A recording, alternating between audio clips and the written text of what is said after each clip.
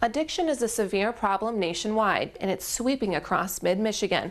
But the question is, what happens to your brain when heroin takes control? Perhaps this PSA will give you an idea. This is drugs. This is your brain on drugs.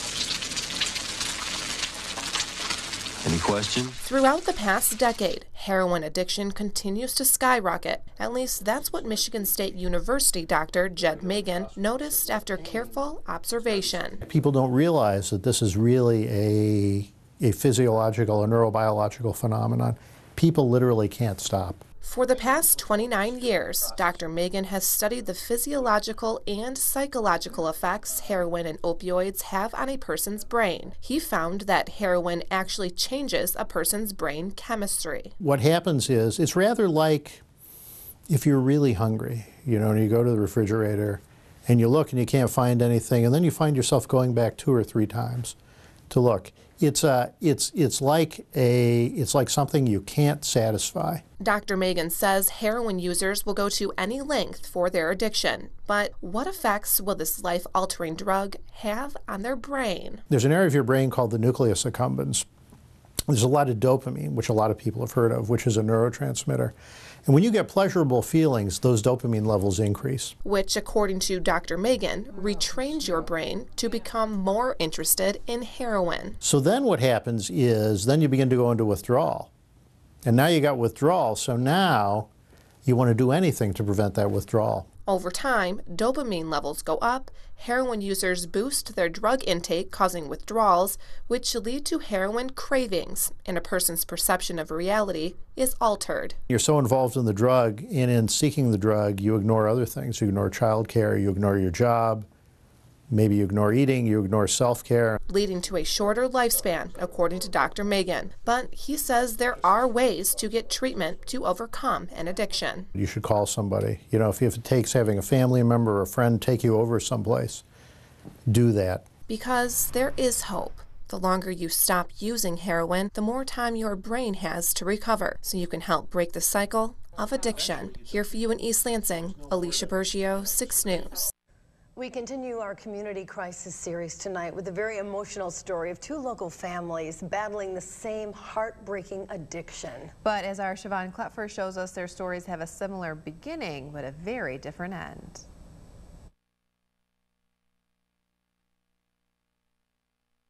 He was a great little kid. God, he was a lot of fun. He was the funniest kid you ever met growing up. Good-natured, never caused any problem whatsoever. He loved sports. He lived for sports. He did very well in school. He was into sports. He liked to have fun, and he was always kind of joking. We always got compliments on how well behaved he was. Both boys from loving families, both born and raised in Jackson County, both with their whole lives ahead of them, and both with a very dark secret. He was a very even-tempered person. And when I saw that change a little bit, I got a little bit concerned. He didn't want to hang around the house. He didn't want to be around the family. It was really noticeable that something was going on with him. Not being very talkative. When he did come home, he was here just for short periods of time, took off, to be with friends. Both Andy and Kaylin had gotten hooked on prescription pills.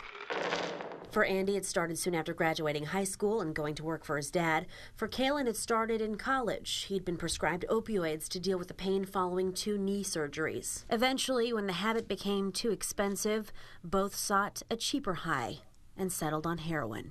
People are dying from this. How do we fix this? When you're a child, you can put a Band-Aid on it and your child's okay.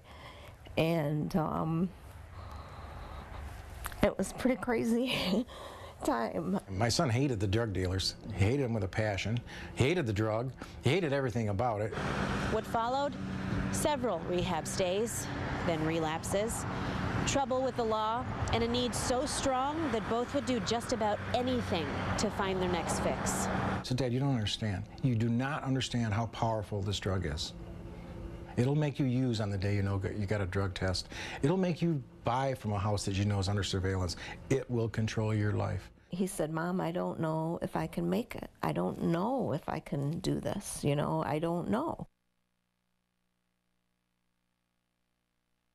I get the phone call, you know, hey, you need to get over to the job site right away. I said, is it Andy? They said, yep, and it's bad. And there he is, he's laying on the ground, and the paramedics are trying to revive him, and sit and watch that for 30 minutes, you know? You wanna come across something that you never wanna have to do, that would be it. Andy died instantly, with the needle still in his arm. He was 24 years old. God, if you're up there, if you can hear me, please help me, because I'm going crazy and I need your help.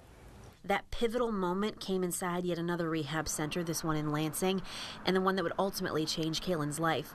He had stayed sober for 30 days, and for the first time, he had asked a staff member for help. They told him to pray. And I did that for 3, 4, 5 days. And I woke up on a day, I woke up after that, and that morning, I mean, it was as clear as day. That morning I woke up, I didn't want to use anymore.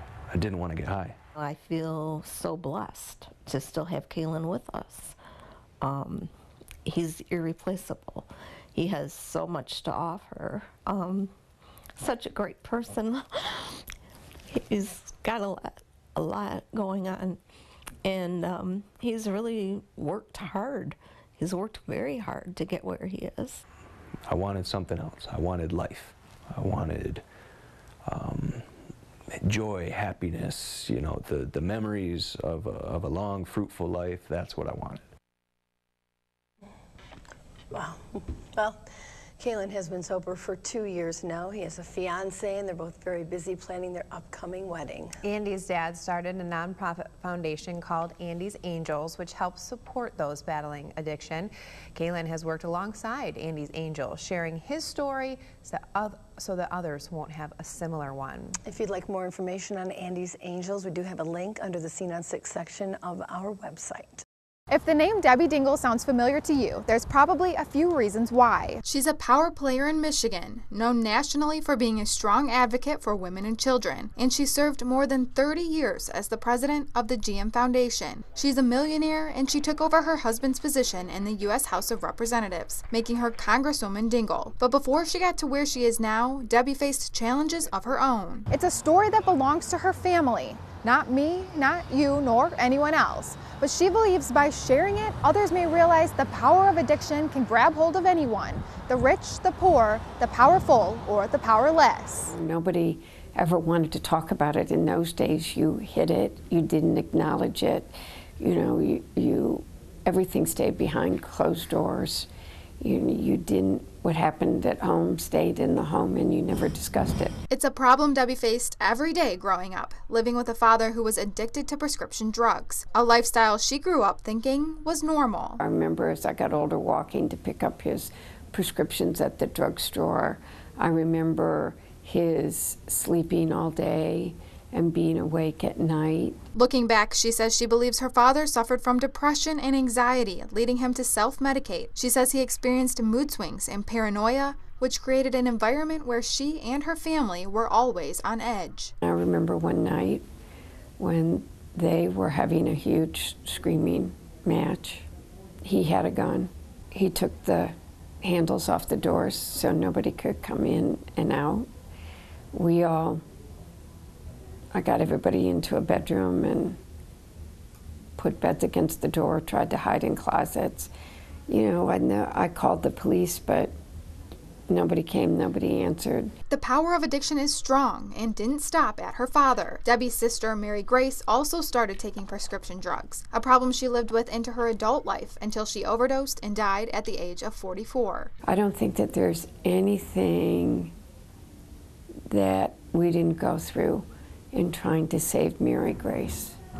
And yet you also realize ultimately you can't save somebody who doesn't want to be saved. Fortunately for her father, she says he got the help he needed through treatment and eventually got sober. I think people sometimes want to stereotype or think that it only does happen in certain socioeconomic backgrounds, and it's in every family. And while Debbie says this experience made her stronger, she says we all know someone haunted by something, whether it be depression, loneliness, or anxiety. But it's how we acknowledge the issue and deal with it as a society that matters. If we can help any family not go through what we went through, we have a moral responsibility to do so. Injuries are an unfortunate reality in the world of athletics, and the road to recovery can be a long one. I was playing basketball at Lansing Community College, and within a period of 2 years, I had 5 surgeries on my right shoulder. And then after my final surgery, towards the end of my sophomore season, is when my addiction really started to pick up. According to the National Institute of Health, opioid misuse among high schoolers has dropped in the past 5 years. But athletes still abuse painkillers more often than their peers. Started with the prescriptions. I was taking them as prescribed, and they were working to help my surgery. And then eventually it progressed into, well, if 1 works, then 2 will work better, and 3 will work better. And then it gets to the point where you feel that physical attachment to it. That is how anyone, including athletes, can find themselves going from simple injury recovery to, in Cook's case, an addiction to heroin. Ingham County Chief Medical Officer Linda Vail says medical professionals are aware that the problem begins in their office. The provider or physician community are openly admitting that they have contributed to this, in the sense that when prescription opioids were being prescribed back in the 90s, there was a lot of information out there telling providers that they were safer, less addictive, et cetera, than they were. There was a collusion of things around pain medication prescribing that happened that really did, in a sense, from the side of the medical community, contribute to it. This nurse sees it all the time in patients ranging from athletes to pregnant women. Either they had a bad accident, a bad surgery, something like that difficult that they started on opiates that way. Once doctors cut patients off from prescription opiates, that's when heroin enters the equation. The Vicodin was kind of few and far between. It was easier to get the Oxycontin, and then that became too expensive eventually, and that's when the switch to heroin came in. Well, we've got you all patched up. I'll give you a script for some ibuprofen, and that should help with the swelling. Don't you think she might need something a little stronger? Doctors and patients are educating themselves on how to become less reliant on opioids for injury recovery. Cautionary tales like Paul Cook's show what can happen when addiction takes over. You know what? She's tough. We're just going to stick to the ibuprofen. It all started when he was 17 years old, popping pills for a thrill. Painkillers like Vicodin, and then the hardcore painkillers like Oxycontin. Aaron Emerson says taking these opioids caused a lot of his teenage friends in Mason at the time to look for something harder, cheaper, and easier to find. I don't think anyone ever knew when they first popped a Vicodin just to have fun in school that they're 3-4 years later going to be a heroin addict on the street. It just progresses so fast. Aaron says his heroin addiction led him into a life of crime. After even just a few weeks of using heroin, I was stealing every day to support my habit because I didn't have a job. Stuff from stores or stuff around the house, and taking it into pawn shops. He was caught multiple times and spent a total of 4 years in jail. A year in jail twice, almost a year in juvenile once. And other than that, there's just a few times here and there. Law enforcement in Jackson County has noticed a connection between crime and these drugs since the problem picked up. 37-year-old Jesse Irving recently pled guilty to several felonies. Around Christmas last year, Irving broke into a home in Blackman Township and demanded money. But he ended up getting shot by the homeowner and stole the man's truck to get away. Irving's attorney says his client did this in the grips of a heroin addiction. I was thinking my life is at risk, and so is everybody else's. It was a nerve-wracking experience for local pharmacists in January as an armed man robbed 3 pharmacies in Jackson, taking cash and powerful prescription drugs. Jackson County Sheriff Steve Rand says while both of these drug crimes made headlines, the majority do not. His deputies are responding to property crimes as suspected addicts steal from garages and sheds. Those spiked significantly a few years ago, and those have remained at a very high level. People are stealing and pawning and trading in lawn equipment and jewelry and precious metals and anything they can get their hands on. Sheriff Rand says heroin's impact on the community is widespread and no one is immune. I would say this to the average person: if you don't think you know somebody, you probably do. You just don't know that they're addicted to this. He says if you know of a situation where someone is using or selling these drugs, report it to authorities so you don't become a victim. That means giving us tips, informing the police, informing law enforcement of drug activity in your neighborhood. Aaron is doing much better now after quitting heroin 4 years ago. He's going to school, getting support from family, and realizes what's at stake. It's really hard doing this, but I have to, and because if I go back to heroin or keep doing what I'm doing, I'm eventually going to die or go back to jail for a while. You can live happy in sobriety. I never thought I would be happy sober. Here for you in Jackson, Aaron Dimmick, 6 News. Definitely beneficial to make your goals detailed. Paul Cook works with recovering opioid and heroin addicts to help them begin a new life. It's a struggle he knows firsthand, a struggle that can begin anywhere. You can't put a visual on who is a drug dealer because it's anybody. Cook's addiction started in high school after doctors prescribed Vicodin to him for continual shoulder surgeries from basketball. I could go to the doctor and say, hey, my shoulder's acting up, and get another prescription. But once the prescriptions ran out, Cook says his next pill was only a phone call away. Once you get connected with one person, they know somebody and they know somebody, so it's fairly easy to access those on the street. And all too often, the first place people access those pills is in the comfort of home. The kids in the high school level and the middle school level, they're not buying them from drug dealers. They're getting them from my medicine cabinet, your medicine cabinet. 2 out of 3 addicts gets their drugs from people they know, whether those people know it or not. Hirsch says holding on to opioids can turn a negligent relative into a drug dealer. Are you going to risk not going to the doctor versus the risk of having your child become dependent on this drug, possibly even dying from this drug? But there is something everyone can do to prevent this from happening. Just take any unused pills to any drop-off location, and then you just head over to the drop box where there will be a provided Sharpie so that you can black out any personal information, including name and address, and then it's as easy as dropping it in the box. 2 weeks ago on National Drug Drop-Off Day, Mid-Michigan locations collected nearly 600 pounds of pills, showing just how many people have leftover opioids that need to be disposed of responsibly. We actually take the narcotics from the drop-off center to a disposal center in Grand Rapids, which incinerates them, which is the safe and EPA-approved way of getting rid of these drugs. Meridian Township Assistant Police Chief Ken Plaga says drug drop-offs are the only way to safely dispose of these drugs, because flushing or throwing them away hurts the environment. Chemical compounds that are, the byproducts of these drugs are showing up in our groundwater. Even with law enforcement continuing to spread the word about drop-off boxes and added regulations for how many opioids doctors can prescribe, Hirsch says more can be done. Some kind of system where you make a phone call, an officer comes by, he's going to pick those up and he's going to take them to a drop-off. But Hirsch says the turning point will come once the last needed advocate gets involved. You. The component we're really missing is the people. People who drop off their drugs, so instead of becoming part of the problem, they're part of the solution. Here for you in Lansing, Haley Herzog, 6 News. As they're withdrawing for that medication, they literally are getting signals that they are going to die if they don't get it. For some, addiction may be a hard topic to talk about, especially when it involves heroin and prescription drugs. But this is an issue that can impact anyone, and starting the conversation with a family member or friend is the first step in changing that. A couple thousand people died last year, heroin overdoses, and it's creating chaos in our communities and with our families, a heartache and the tragic loss, and it's something that we just have to get ahead. I never saw myself going down this road, but I did.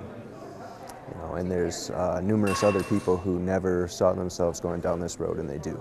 Community members had the chance to hear from federal and state lawmakers, local law enforcement, and even those who feel comfortable sharing their personal struggles with addiction. What it became for me was far greater than I ever intended it to be.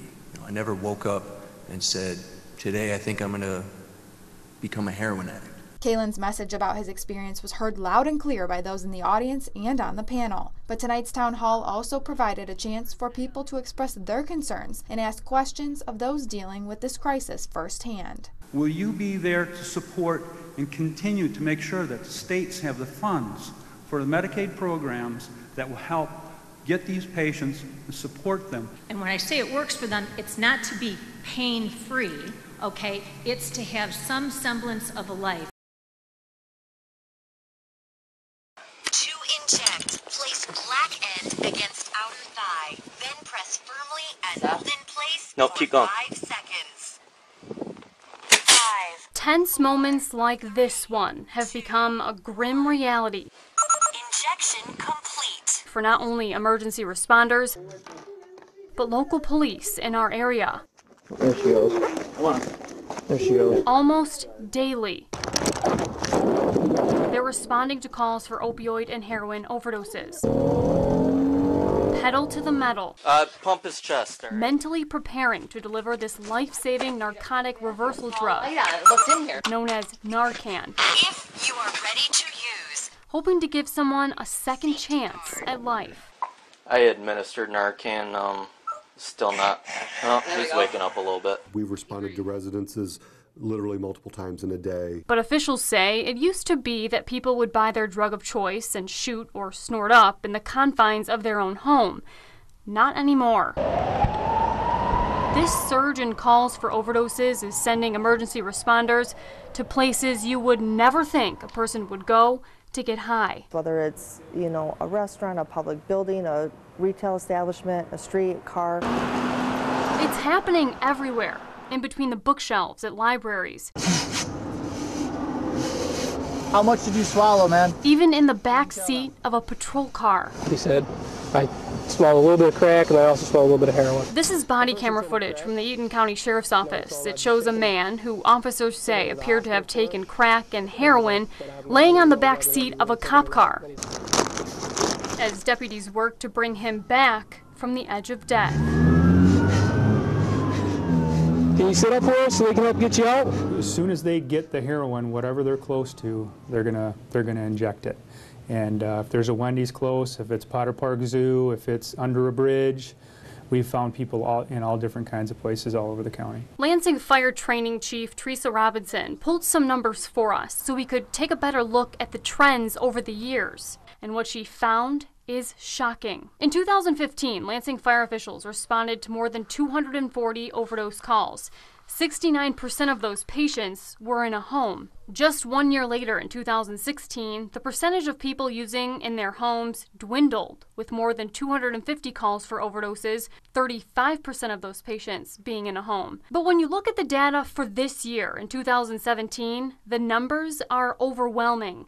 From January 1st until now, there have been more than 108 calls for overdoses in the city. Only one of them was in someone's home. Robertson says that number, when compared to years past, speaks volumes to how powerful this epidemic really is. So now the craving is so extreme that as soon as they buy it, they're just ducking into the closest place to be able to get that high. They're not waiting until they get home. The truth is, this growing trend has prompted law enforcement agencies in the Tri-County area to equip their deputies and officers with Narcan. They gave Narcan LPD here. Many times, it's the police who gets to the scene first, just minutes before EMS. In relation to you? Son. Okay.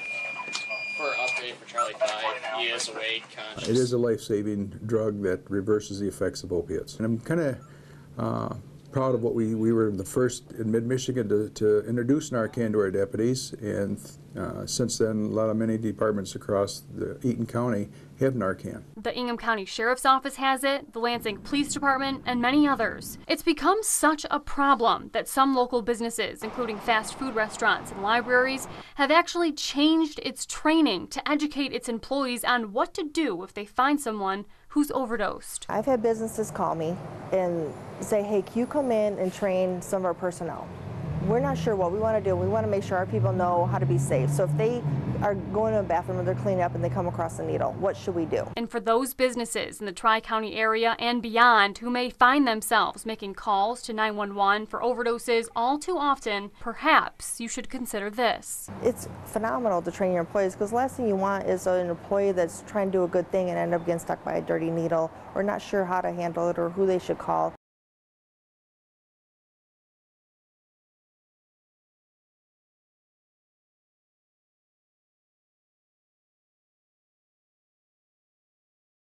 The latest data from the Centers for Disease Control and Prevention show that heroin use is up across all demographics, meaning someone you know, someone you love could be addicted.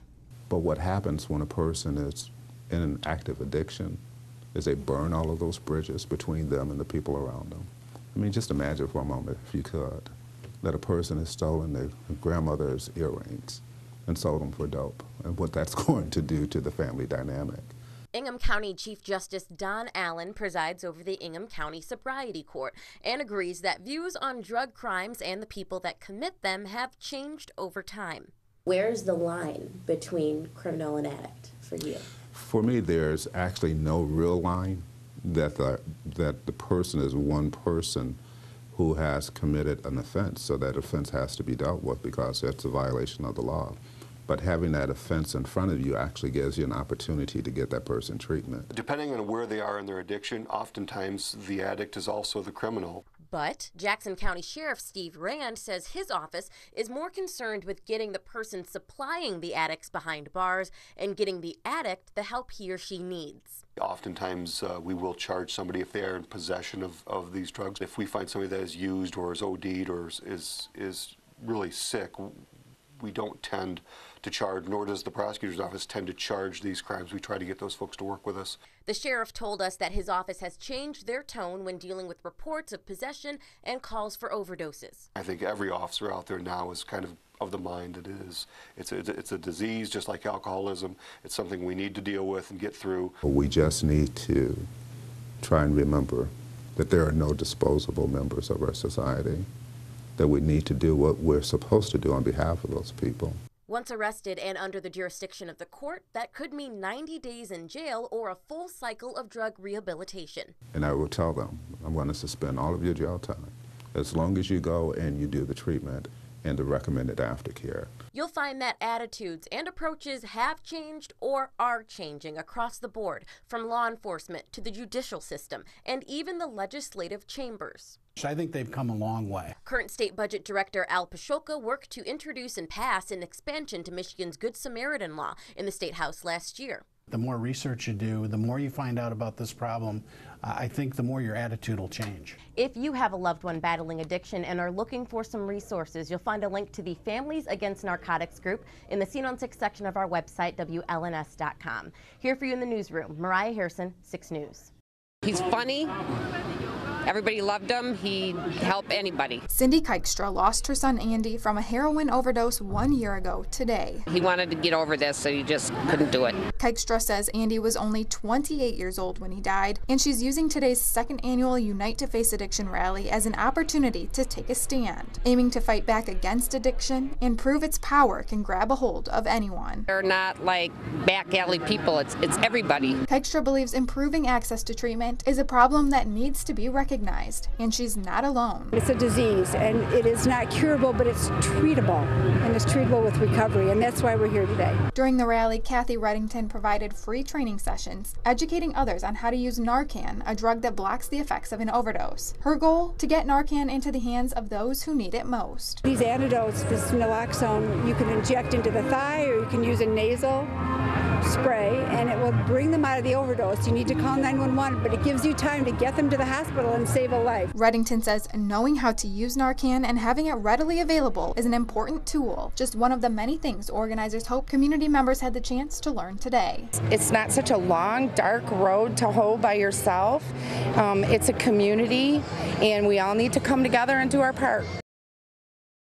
In a town often divided along party lines, there is one thing Washington can agree on. This really is a crisis. Well, this whole opioid heroin abuse issue has reached epidemic proportions. Michigan lawmakers on both sides of the aisle praise the latest government spending bill for increasing funding to fight addiction.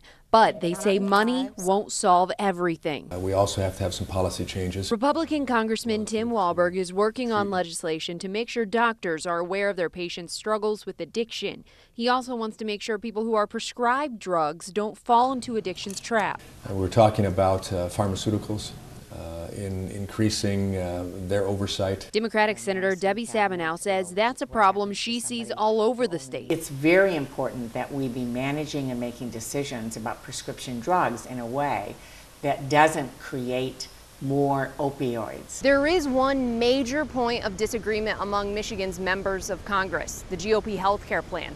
Democratic lawmakers say if the bill becomes law, thousands of people in Michigan getting treatment for drug addiction could lose coverage. It would eliminate a provision that's currently in law that requires health insurance companies to cover mental health and substance abuse treatment with the same copays and premiums as physical health. Walberg voted for the bill and insists his party will continue funding the fight against addiction. Members of Congress are well aware of this in all of our districts, and I don't think we're going to walk away from dealing with it. It's a slap in the face to Michigan families. Sabinow is working on legislation that would require communities to have 24-hour emergency facilities for people in crisis. People wouldn't have to go to the jail or in the emergency room, but they could get 24-hour emergency care that they need. In a state where addiction took the lives of 2,000 people in just 1 year, both lawmakers agree this is a problem that transcends party and politics. In Washington, I'm Jessica Smith.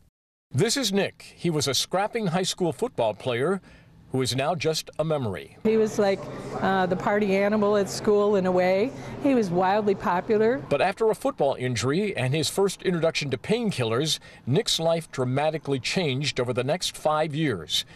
And nobody in his family noticed it. The family never did discover there was a problem. The guilt was so huge because my sister, she was so smart and so up to the date of everything. I mean, up to date on everything.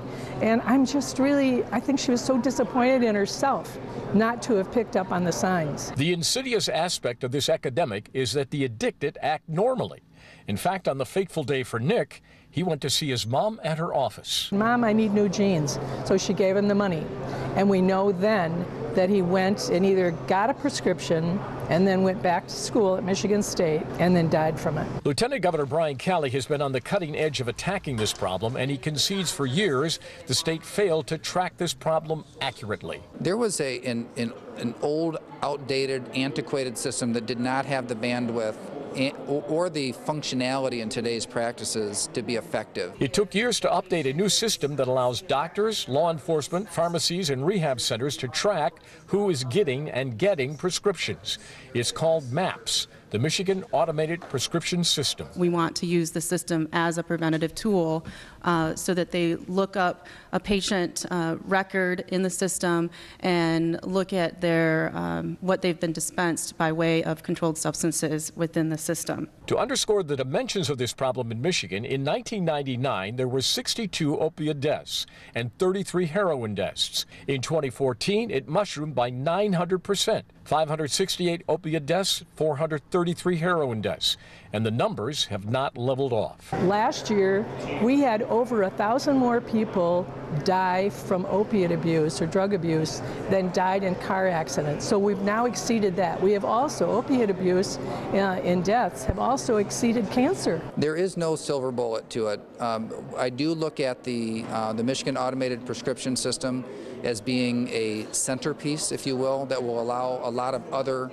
aspects of the response to be more effective. So that's something we absolutely have to have. Would the MAP system have saved Nick's life? Nobody will ever know. But state officials are hoping that other lives, like Nick's, will be saved as a result of this new effort. Here for you in Lansing, Tim Skubik, 6 News. It's a fight for my life that I make every night in this world called sober. The words of the song echo through Club Rise, And we're all soldiers. where everyone in the room is in the fight of their lives every day, In this world that's never over. trying to push through into a new world they call sober. Each person intimately understanding the pain an addict goes through to get clean. At one point during the Club Rise meeting, I asked the group if any of them had lost someone to heroin. Nearly every hand in the room went up. It's a painful reality too many people are living. I lost my mom October 4th, 2015, and my little brother October 7th, 2016, of both heroin addiction. And I'm a big heroin addict, and it's just, you know, coming into here, I thought my life was over, and that's how I wanted to die, was heroin, until I came into here, and it's just truly a family, and I feel welcomed here, and it's changing my life. Rise is changing my life. Even the staff of the Rise recovery community has walked a similar path, a path that at times was so dark, many thought they would never find their way. But Rise is lighting that path to break the cycle of addiction. Imagine a place like this where just young people in recovery, and there wasn't the stigma of, oh, you're an addict, and having it looked down upon. I didn't think it existed, and I'm so glad that I took the chance and came here, because it has definitely changed my life. Rise provides housing for people 18 and older who are recovering from substance abuse and have successfully completed detox treatment. Rise also requires accountability. Founder Corey Warren makes sure that each person meets the requirements of a 5-phase program that teaches former addicts how to balance work, recovery, and probation. All right, so we are learning more tools, learning how to utilize them more effectively than last time. That's good. All right, I'm proud of you and all your growth. If you need anything, let us know. Phase 5 is the next step, so make sure that we're starting to think about that, all right? Good job. Phase 4. Goal setting is another priority, and each week Rise counselors share each person's progress with the group. They in turn feel that support, which gives them strength not to relapse. When I first got here, I wasn't able to really accept addiction and that I was an addict. Like, I didn't really think that it was a thing. You know, most people like outside don't. But after being here, like maybe 3 weeks, I finally started to notice that, you know, addiction is real. The mission is to transform lives and guide people who are desperate to achieve freedom from addiction. Many recovering addicts say they were at the end of their ropes, but Rise offered them hope and a place they could right their wrongs. I've never experienced anything like this in my life, you know, and recovery is an amazing thing, and and they'll actually get you the help that you need, you know, if you're willing to get it and you have the willingness. So I'm just grateful and humbled by that. To others, Rise is the family they never had, and one that offers them unconditional love. I've been to a lot of treatment centers myself, and you know, we form these friendships and these bonds that aren't lifelong, and you know, in the moment you think like, yes, it's going to be forever, but here you truly believe it. They all genuinely care. Are you having a good day? Is something wrong? Can I help you with something? It's, they're very personable, and they really truly care about us as a family, but also as individuals. I needed to learn how to, yes, be abstinent from drugs, cocaine, heroin, whatever it was, but also to live life again. I just feel like I'm not alone in this world anymore, and that I'm a part of something finally. And that's what's changing my life.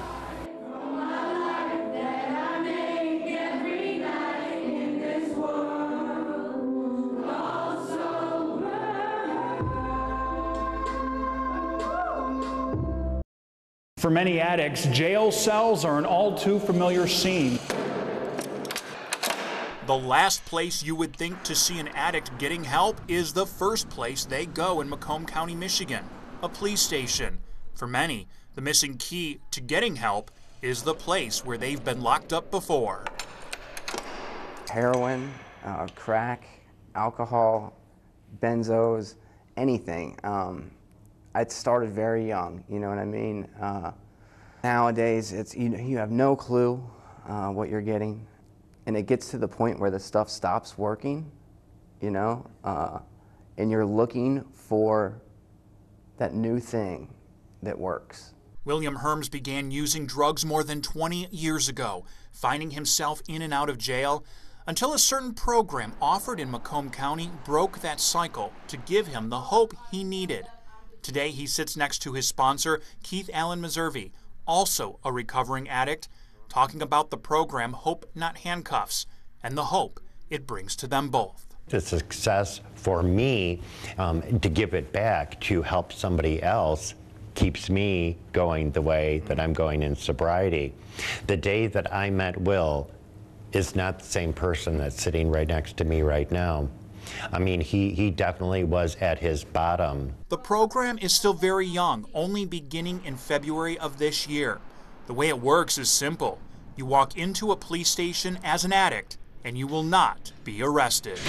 Turn yourself into the police department, and we don't care how many times you relapse. We're going to be here to pick you up, get you into treatment, and make sure that you're not on a death certificate somewhere. Judge Linda Davis introduced the Hope Not Handcuffs program to Macomb County, hearing of the success from a similar program in Massachusetts. Once an addict comes through the door with the cries for help, a sponsor, or angel, as they are known, will be called. The addict starts the path to hope within minutes. For William, it was the final straw. I had called treatments, I had called detoxes, 2-week waiting list, 3-week waiting list. A guy like me could either die within that 2 or 3 weeks, or I could come up with another plan. That other plan? Looking for his next fix. Judge Davis says society expects the behavior to change once the addict is arrested. But really, in reality, society needs to change when dealing with addicts. We really have to revamp the whole system and what we're doing with it to make sure that we are giving our future generation a shot. For many, Hope Not Handcuffs is that shot. With a light spring rain falling in the Millers' backyard, a small oak tree is the centerpiece of a freshly made memorial garden, honoring their son, a popular Southeast Michigan musician, with a long life ahead of him. But Brian Miller's addiction to heroin is what ultimately led to the music ending. To never hear him play his guitar again, it's that hurts. Or write a song. Or write a song. Brian's struggle began about 10 years ago in college when he tried heroin. A young man with a promising future was addicted. Now the question was how to kick it and get his life back. A phone call Brian's mom, Jean, was not expecting. If you're driving, pull over, I've got to tell you something. And he told me that he had a problem with heroin. I said to him, are you telling me you're a heroin addict? And he said, no, I have a problem, but I'm going to be fine, Mom. After about 9 years in and out of counseling and detoxing, January of this year seemed promising. Brian was clean and even went to Florida in March to enjoy family time with his mom, dad, and 2 brothers who were his best friends. Jean and Dave extended their trip a few days after the boys had left. It was the drive home, stuck in a traffic jam in Atlanta, when they got the call that Brian had succumbed to heroin. I look back on it, and I drove the whole way, and I don't remember a lot of the trip. We'll always have a piece of him right here in the backyard. For the Millers, they had lost all hope that day in March. But for others, in neighboring Macomb County, the program Hope Not Handcuffs is restoring hope to addicts. We keep arresting addicts, throwing them in jail, and the average addict will relapse within 72 hours to 30 days after release. The program allows addicts to walk into any police station in Macomb County and get the help they need, which will break the cycle of throwing them in jail. If you think some police departments would laugh at this idea, you're not alone. Personally, me initially, not gonna lie to you, I was not on board with it, and a couple reasons. Cops don't like change, and when this first came out, initially I thought right away, this is a free pass for somebody that's done something wrong, that should go to jail and should get charged, and now we're gonna give them an out. Even the police departments that were like, I'll do it, but I'm only doing it because you asked me to do it, they now are singing accolades about, wow, this is so different, and this is so much more fun than going to a family's house to tell them, guess what, your kid is dead. It is the mission of Judge Davis to reach out to every police department in Michigan, asking them to offer the Hope Not Handcuffs program, a program that gives hope to some before all hope is lost. We were so hopeful for him, even though we always worried and we knew it would be a lifelong struggle. We had a lot of hope for our son. He had a lot of wonderful things happening in his life, and I know he didn't want to die. In Southeast Michigan, Justin Krieg, 6 News.